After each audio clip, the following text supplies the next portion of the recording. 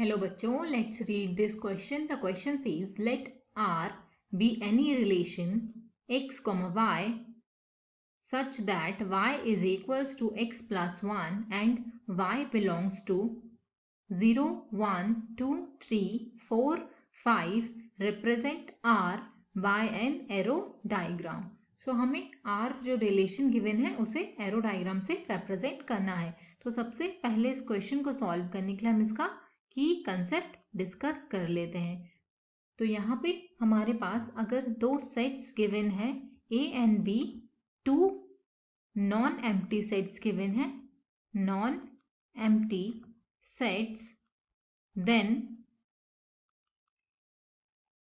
any subset of A cross B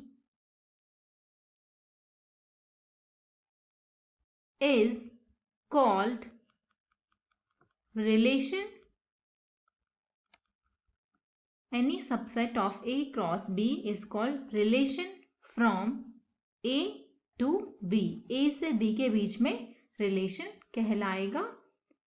तो हमारे पास यहाँ पे जो रिलेशन है वो है R is equals to x, y such that y is equals to x plus 1 के इक्वल गिवन है and y belongs to 0, 1, 2, 3, 4 और 5 से बिलोंग कर रहा है. तो सबसे पहले हम यहाँ पे R के एलिमेंट्स फाइंड आउट कर लेते हैं. तो यहाँ पे अगर हम y इज इक्वल्स टू 0 रखेंगे तो यहाँ पे हमारे पास हो जाएगा x plus 1 is equals to 0 और x की वैल्यू -1 के इक्वल आ जाएगी.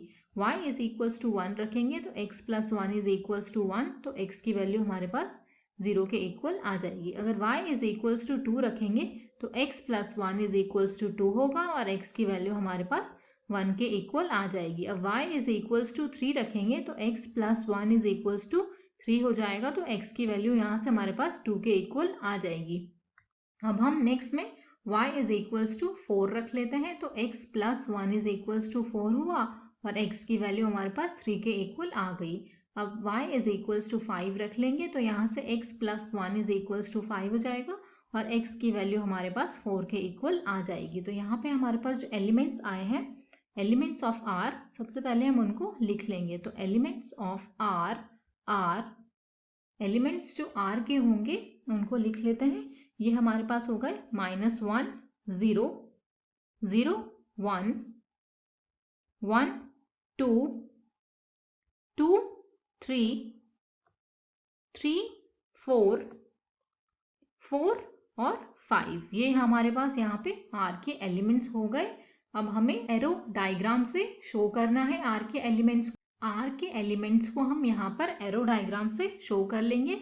तो यहाँ पर x की वैल्यूज आ जाएंगी जो है -1, 0, 1, 2, 3, 4 एंड इस वाले में y की वैल्यूज आ जाएंगी. तो y की वैल्यूज थी 0, 1, 2, 3, 4, 5. तो इनके बीच में हमें रिलेशन एस्टेब्लिश करना है. तो x की वैल्यू -1 के लिए y की वैल्यू 0 है, x की वैल्यू 0 के लिए y की वैल्यू 1 है, x की वैल्यू 1 के लिए y की वैल्यू 2 है, x की वैल्यू 2 के लिए y की वैल्यू 3 है, x की वैल्यू 3 के लिए y की वैल्यू हमारे पास 4 है और x की वैल्यू 4 के लिए y की वैल्यू हमारे पास 5 है. तो ये रिलेशन हो गए x और y में. इसको हमने डायग्राम की हेल्प से शो कर दिया. यहाँ पे लिख लेते हैं x और y का रिलेशन. ये x है हमारे पास और ये y है और x और y के बीच में relation. So this is our answer. Hope you all understood it well. Best of luck.